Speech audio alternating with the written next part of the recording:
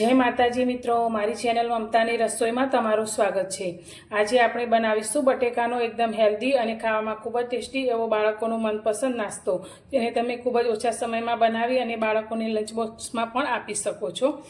तो आ नास्तो बनाववा माटे मैं अत्यारे 2 मोटी साइजना बटेकाने बाफी लीधा छे। तो हवे आपणे आ बाफेला बटेकानी छाल काढी लईशुं। बटेकाने मैं पहेलाथी ज बाफी अने ठंडा करी लीधा छे। तो तमे आ रीते बटेकाने बाफीने राखशो तो आ नास्तो फक्त 10 ज मिनिट में बनीने तैयार थई जशे। तो बजारना नास्ताओने पण बाळको भूली जशे तेवो आपणो आ नास्तो तैयार थाय छे।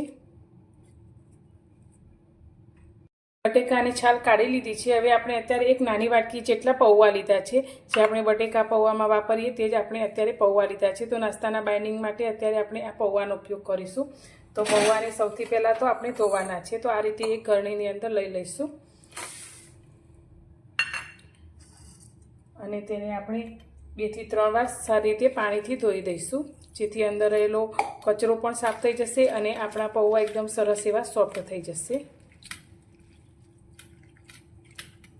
પૌવાને મેં 2 થી 3 વાર પાણીથી સારી રીતે ધોઈ લીધા છે। તો ઉપર આપણે 2 થી 3 ચમચી જેટલું આ રીતે પાણી રેડીશું, જેથી પૌવા આપણા સરસ રીતે સોફ્ટ થઈ જાય।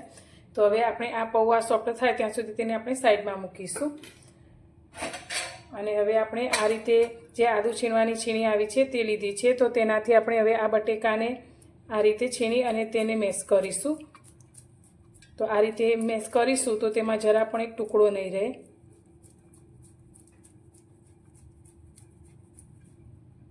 બટેકાને આપણે મેશ કરી લીધા છે। તો હવે આપણે જે પૌવાને પલાળીને રાખ્યા છે તે પૌવાને આપણે બટેકાની અંદર લઈ લઈશું। અને પહેલા તો આપણે પૌવાને આ રીતે થોડા હાથથી મસળી લઈશું।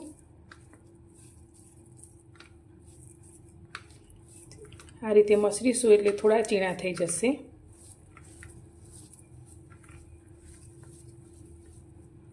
હવે આની અંદર આપણે મસાલા કરીશું। તો અત્યારે આપણે ખૂબ જ ઓછા મસાલાની સાથે જ આ નાસ્તો બનાવીશું તો પણ એકદમ સરસ એવો ટેસ્ટી બનશે। તો પહેલાં તો આપણે સ્વાદ પ્રમાણે 1 ચમચી મીઠું એડ કરીશું।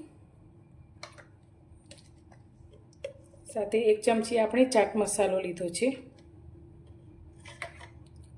साथे तीखास माटे मैं अत्यारे चिली फ्लेक्स लीधा छे 1 चमची जेटला। 1 नानी वाटकी जेटला अत्यारे आपणे मकाईना फ्रेश दाणा लीधा छे। तो अत्यारे मार्केटमां लीली मकाई खूब ज फ्रेश मळे छे अने आ खूब ज हेल्दी छे। तो आपणे बाळको माटे आ नाસ્તાની અંદર મકાઈનો ઉપયોગ કરીશું। તમે મકાઈની જગ્યાએ દાડમના દાણા પણ લઈ શકો છો। સાથે આપણે એક टुकड़ो गाजर ने पण आ रीते एकदम झीणुं झीणुं समारी लीधुं छे ते अंदर लईशुं। 2 लीला मरचा लीधा छे, जे मोड़ा होय तेवा लीधा छे, तेने पण आ रीते झीणा समारी लीधा छे ते लईशुं। साथे आपणे लीली कोथमीर लीधी छे ते पण अंदर एड करी दईशुं। हवे बधी ज वस्तुने आपणे आ रीते हाथथी मसળી अने मिक्स करी लईशुं।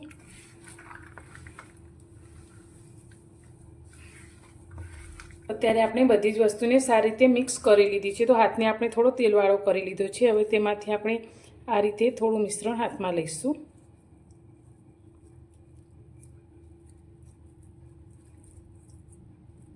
अने तेने आपणे आ रीते गोળ टिक्की जेवो शेप आपीशुं।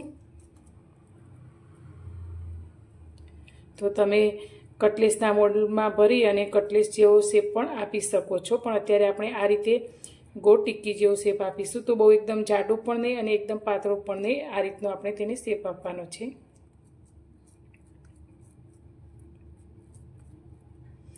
हवे अत्यारे आपणे ब्रेड क्रम्स लीधा छे, जेने आपणे ब्रेडनो भूको ते आपणे आ रीते तेने अंदर लगावी लईशुं अने आ रीते बधो ज नास्तो बनावी अने एक प्लेटमां मूकीशुं।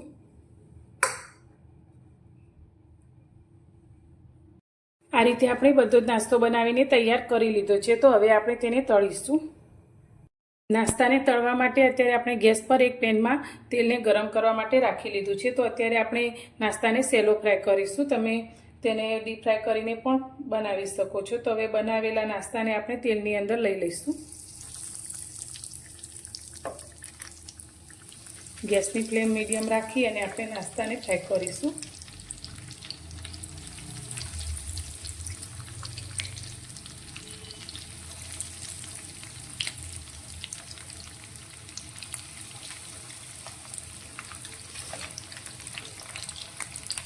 તો નીચેની સાઈડથી થોડો ક્રિસ્પી થાય તે રીતે તેને આપણે તળવાનો છે. તો ઉપરથી આપણે ચમચીથી આ રીતે તેલને તેડીશું.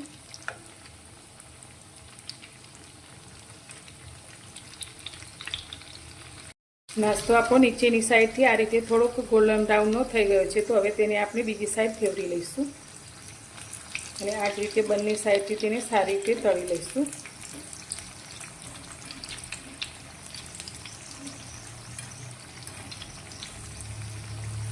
તો તમે આ રીતે નાસ્તાને બનાવી અને એરટાઈટ ડબ્બામાં ભરી અને ફ્રીઝરમાં 8 થી 10 દિવસ સુધી સ્ટોર પણ કરી શકો છો. અને જ્યારે પણ ખાવાની ઈચ્છા હોય ત્યારે તમે આ રીતે તેને ફ્રાય કરી અને ખાઈ શકો છો.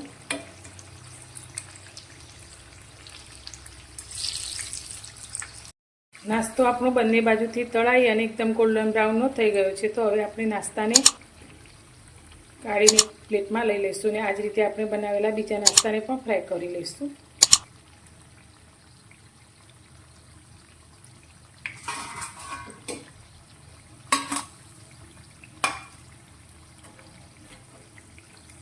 મિત્રો તૈયાર છે આપણો બટેકાનો નાસ્તો. તો આ નાસ્તો ખાવામાં ખૂબ જ ટેસ્ટી બને છે અને ઉપરથી ક્રિસ્પી અને અંદરથી એકદમ સરસ એવો સોફ્ટ. તો બાળકોને આ નાસ્તો ટામેટો કેચઅપ સાથે ખૂબ જ ભાવશે. તો તમને મારી આ રેસીપી કેવી લાગી? જો પસંદ આવી હોય તો વિડીયોને લાઇક કરજો, શેર કરજો અને મારી ચેનલ પર નવા છો તો ચેનલને સબસ્ક્રાઈબ કરવાનું બિલકુલ ભૂલતા નહીં. તો ફરી મળીશું એક નવી રેસીપી સાથે નવા વિડીયોમાં.